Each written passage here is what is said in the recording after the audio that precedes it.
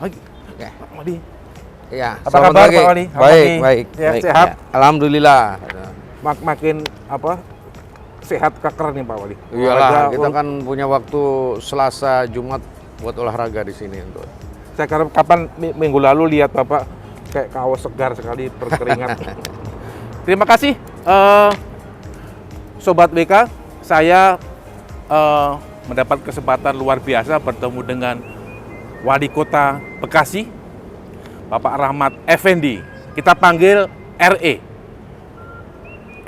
Kota Bekasi. Nah, kita punya program baru dengan Pak RE, yaitu RE Menjawab. Acara ini akan ditayangkan di dalam seluruh jaringan Tribun News, Warta Kota Network, dan terutama Tribun Bekasi.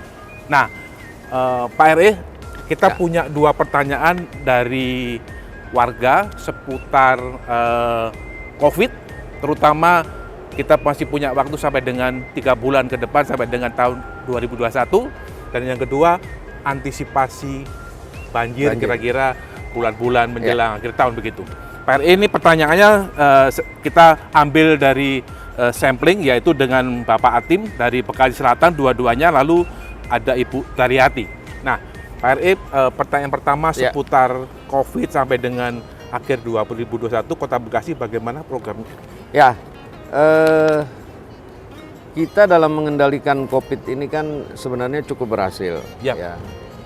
Hanya memang Kota Bekasi ini tidak terlepas dari daerah aglomerasi, di mana daerah-daerah baper ya, Jakarta ini, karena memang dia Jakarta itu sebagai pusat epicentrum. Kalau bagaimana daerah-daerah mitra ini terdampak terhadap tadi transmisi langsung. Nah, kita minggu kedua, ketiga ya di Juli sampai dengan Agustus kemarin memang masa yang sangat tinggi sekali. Berat, ya. Angka kematiannya juga melonjak luar biasa, ya, terus kasus aktifnya. Tapi alhamdulillah sejak minggu ketiga September ini ya sudah terjadi penurunan. Bahkan di awal-awal Oktober ini sudah kasus aktifnya sudah 0,04%. Jadi di rumah sakit umum kita sekarang yang isolasi itu tinggal 2 orang. Ya. Artinya memang dalam pengendalian ini ya kasus aktif ICU ya tinggal 2 orang, kasus aktif isolasi yang diserbar di rumah ya, di rumah-rumah warga itu tidak lebih dari 20 orang. Nah, triase IGD yang Tribun Barat, Tribun Timur yang 237 juga sudah zero. Rumah sakit kita juga, rumah sakit tipe D kita juga sudah zero. Artinya angka kematian pun juga sudah flat. Dalam sepekan seminggu ini ya sudah tidak ada kasus kematian. Nah, artinya ini tetap kita harus waspada. Ya. Nah, sekarang persoalannya bukan pada kasus aktif, tapi persoalan pada antisipasi berkenaan dengan vaksin. Nah, kami ini di Kota Bekasi sudah 65,5%, 66,5% berkenaan yang dilakukan oleh fasilitas kesehatan kita. Ya, yang dilakukan oleh berdasarkan NIK ya, nomor induk kependudukan, dia kan bisa di mana saja tuh melakukan vaksin. Itu sudah 74%-an.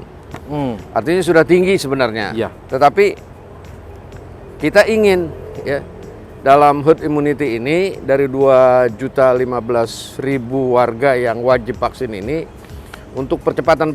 Oleh karena itu kalau 3-4 minggu kemarin kita turunkan di 560 titik ya dengan rincian bahwa satu kelurahan kita kasih 10 titik. Sekarang setiap RW, jadi ada 1018 RW kita tetapkan menjadi pusat door to door ya, jemput bola untuk vaksin masyarakat. Nah, door to door tuh Pak. Door to door ya. Door to door. Memang kendalanya sekarang ini yang agak spesifik itu adalah keengganan ya terhadap manfaat vaksin. Yang kedua masih ada asumsi bahwa vaksin itu ya seperti banyak diragukan awal-awal ya. Tapi kita terus kita bangun ya, kita door to door melalui mobil, melalui pasar. Kalau mall sih sudah tergrounded bahwa di Ya. sana kita sediakan loket-loket vaksin ya, di pasar pun juga. Nah, saya juga kemarin meminta kepada seluruh stakeholder komponen warga masyarakat yang ada untuk meminta warga masyarakatnya itu didorong supaya melaksanakan kegiatan vaksin. Minggu hari Senin Bapak ngumpulin Pak Lurah, Pak Camat. Ya, program itu tekanan apa itu? kita punya namanya 4 pilar. Ini luar biasa dan mungkin tidak ada di daerah-daerah lain. Kita punya Babin Kamtibmas, kita punya Babinsa, ya, kita punya Kapus, kita punya Lurah. Mereka kita panggil 4 pilar di kelurahan. Ya, terus turun dari situ kita masih punya Pamor.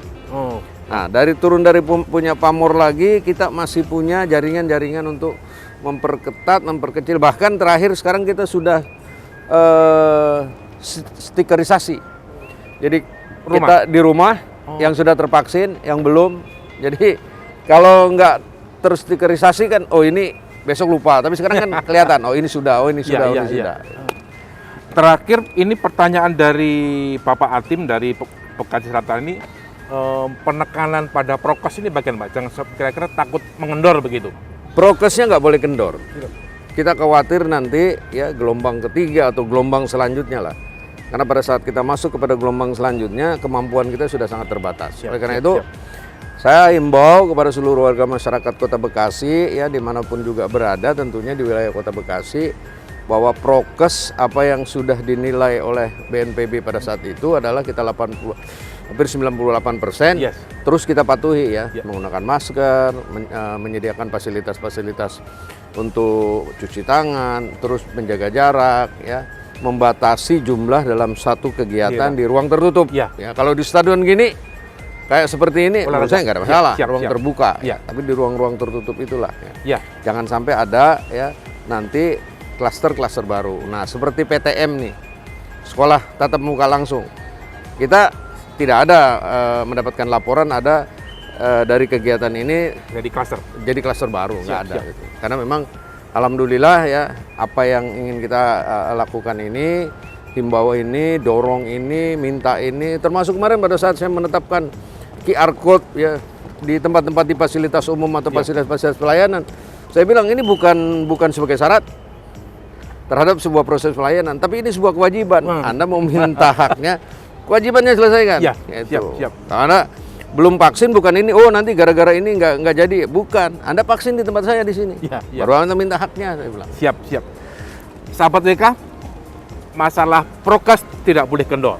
Warga Kota Bekasi tetap mematuhi prokes. Itu pesan utama dari Bapak RE. Kita masuk ke session kedua tentang antisipasi banjir 2021. Terima kasih. Jangan lupa subscribe ya.